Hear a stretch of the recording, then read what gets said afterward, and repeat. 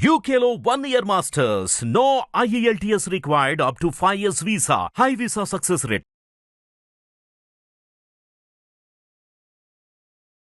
రవిప్రియ గారు, మనం అవతారాల గురించి మాట్లాడుతున్నాం. బాలా త్రిపుర సుందరి గారి గురించి చాలా చక్కటి వివరణ ఇచ్చారు. ఇక రెండవ రోజు కుమారి. ఈ అమ్మవారు కుమారిగా ఉన్నప్పుడు ఎలా ఉండేవారు, అవతార విశేషాలు చెప్తూ ఆ రోజున నైవేద్యాలకు సంబంధించి ఆ రోజు ఏ విధంగా ఉండాలి, మనం పూజా విధానం ఎలా చేసుకోవాలి చెప్పండి. తప్పకుండా. అది అమ్మవారి నవరాత్రుల్లో విధియ రోజు మనకి బ్రహ్మచారిణి అవతారం తీసుకుందమ్మా. అయితే దీనికి ముందు ఆ ప్రార్థనా శ్లోకంతో మనం స్టార్ట్ చేద్దాము. దధాన కర పద్మాభ్యాం అక్షమాల కమండల దేవి ప్రసీదతు మయి బ్రహ్మచారిణి ఉత్తమ. ఎందుకు ప్రార్థనతో మొదలు పెట్టామంటే, ఈ అమ్మవారిని ఎంత ప్రార్థిస్తే, ఎంత తలుచుకుంటే ఆ తల్లి మనకి అనుకున్న దానికన్నా ఎక్కువ రెట్టింపుగా ఇస్తుంది. అంటే ఆవిడకి మనం ఎలా అంటే చిన్న చిన్నగా మనం మచ్చిక చేసుకోవడం లాంటిది అనమాట. అయితే ముందు ప్రార్థనా శ్లోకంతో మొదలుపెట్టిన కారణం ఇదనమాట. అయితే ఆ తల్లికి పులిహార అంటే చాలా ఇష్టమైన నైవేద్యము. ఈ తల్లి మహిమ అంటే ఈ తల్లి ఎలా ఉంటుంది అంటే, ఒక చేత జపమాల పట్టుకుని మరొక చేత జలపాత్ర ధరించి బ్రహ్మచారిణి మాత ఆ అవతారంలో ఉంటుంది.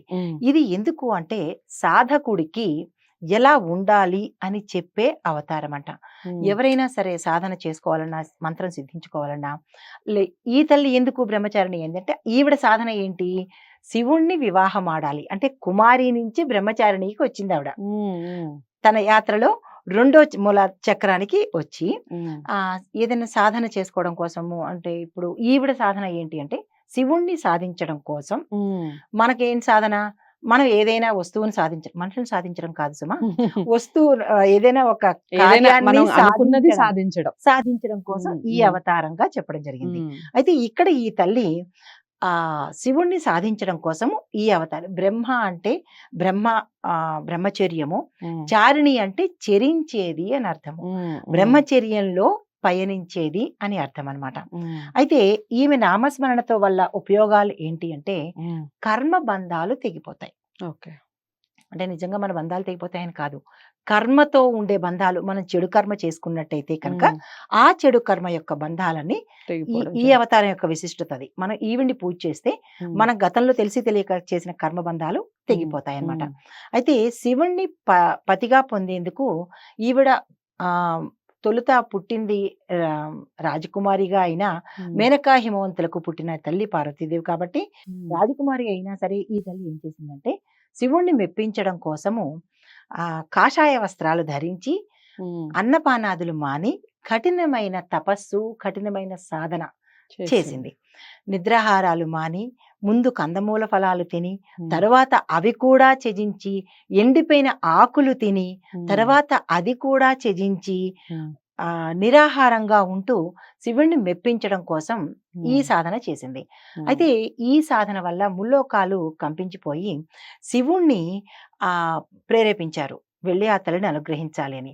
అప్పుడు ఆ శివుడు ఏం చేశాడంటే, ఈవిడ ఘోర తపస్సుకి మెచ్చి నెత్తి మీద ఉన్న గంగా తల్లితో కిందకి దిగి ఆ తల్లిని పరిశుద్ధం చేశాడు. ఎందుకంటే నల్లని వస్త్రం కప్పేసుకుంది, వస్త్రం కాదు, ఈ దుమ్ము ధూళితో ఆ తల్లి శరీరము నల్లని ఆకులు అలములు, అంటే నిరాహారంగా ఉండి కొండల్లో తపస్సు చేసుకున్న తల్లి ఎలా ఉంటారు, కొంచెం ఇదిగా ఉన్నది ఆ తల్లి, ఆకులు అలాలతోనూ నల్లగా కప్పేసుకుని ఉన్న ఆ తల్లిని గంగతో శుద్ధి చేశాడు.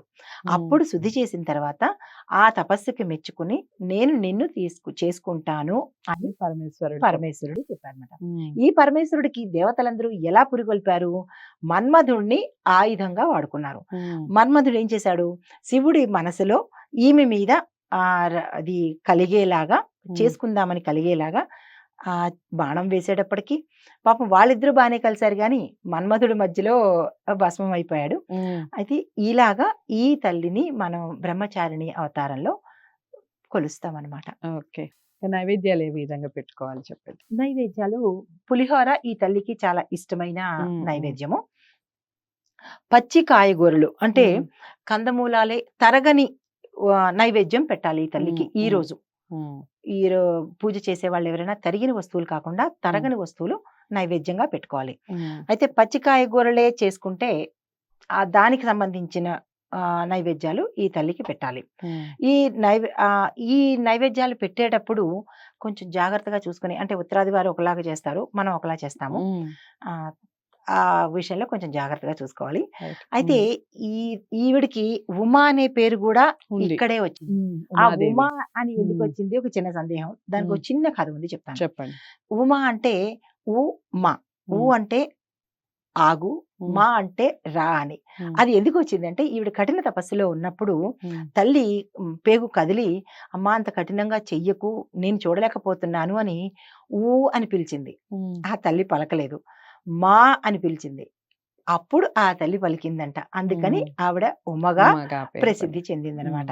అమ్మవారిని ఏ కలర్ తో అలంకరించాలి, అలాగే మంత్రం ఏమిటి చెప్పండి. ఈ అమ్మవారికి ప్రీతిపాత్రమైంది కాషాయం. ప్రతి సాధకుడు వేసేది కాషాయం రంగు. అదే ఈ తల్లికి ఇష్టమైన రంగు. అయితే మంత్రం ఏంటంటే ఓం ఐం హ్రీం బ్రహ్మచారిణ్యై నమః. ఓం ఐం హ్రీం బ్రహ్మచారిణ్యై నమః. ఇది యథాశక్తి మనం ఎన్నిసార్లైనా చదువుకోవచ్చు.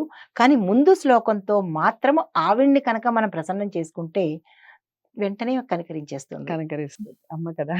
చాలా చక్కగా చెప్పారు.